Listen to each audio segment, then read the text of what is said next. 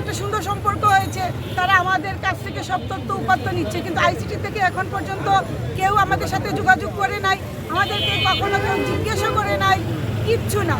এখন আমরা আইসিটির উপরে যে আশা করে বসে থাকবো, এই আইসিটি আমাদের এই আশাটা কতটুকু ফলপ্রসূ করবে আমি জানি না। ওনারা বারবার অনেকে আমাদেরকে বলে যে আমরা মানে মামলা করব, আমরা কিসের উপর ভিত্তি করে মামলা করব? আমরা কি কোনো কিছু জানি? দেশবাসী তো জানে না, তা আমরা কি জানবো? আমরা জানলে তো দেশবাসী জানতো যে ওদের কি হয়েছে। এখন আমার একটা ভাই ইফতেখার আহমদ দিনার, ইলিয়াস আলী, আনসার আলী, জুনেদ ভাই, এরা যে সবাই গুম হয়ে গেল, সারা বাংলাদেশ থেকে শত শত ভাই গুম হলো, তাদেরকে তো আমাদের ফেরত পেতে হবে। 13 বছর থেকে আমরা এই রাস্তায় কন্টিনিউ কাজ করে যাচ্ছি তাদেরকে ফেরত পেতে, কিন্তু আমরা আজ পর্যন্ত তাদের কোনো হদিস পাচ্ছি না। এই জিয়াউল আহসানকে ধরে ভালো মতো আচ্ছা করে তাকে ধুলাই দেওয়া হোক, সে সব কিছু উগলে দেবে।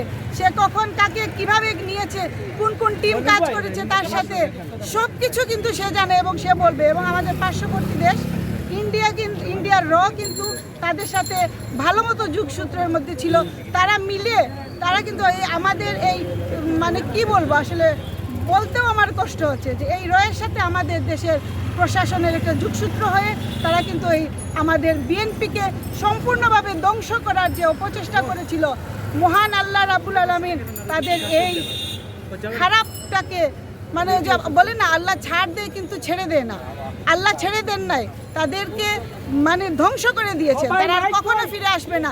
এই ফ্যাসিস্ট হাসিনা আর বাংলাদেশে কখনো ফিরে আসুক সেটা এই বাংলাদেশের জনগণ চায় না। সে মাথাচাড়া দিয়ে আসুক, জীবনে এই আওয়ামী লীগ যেন এই বাংলাদেশের মাটিতে মাথাচাড়া দিয়ে না আসে। আর তাদের মতো গুমের ওপর রাজনীতি এই বিএনপি কখনোই করবে না।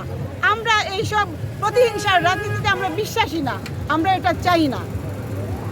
জনাব তামান্না আপা, আমরা একটু জানতে চাই আপনার কাছ থেকে। আমরা দেখেছি গত তত্ত্বাবধায়ক বর্তমান অভ্যন্তরীণ সরকার আসার পরে গুম থেকে অনেক নেতাকর্মী বেরিয়ে আসছেন। গত 2 মাস আগেও একজন ভারত থেকে বেরিয়ে এসেছেন, উনি বলছেন আরও অসংখ্য নেতা রয়েছেন এখানে।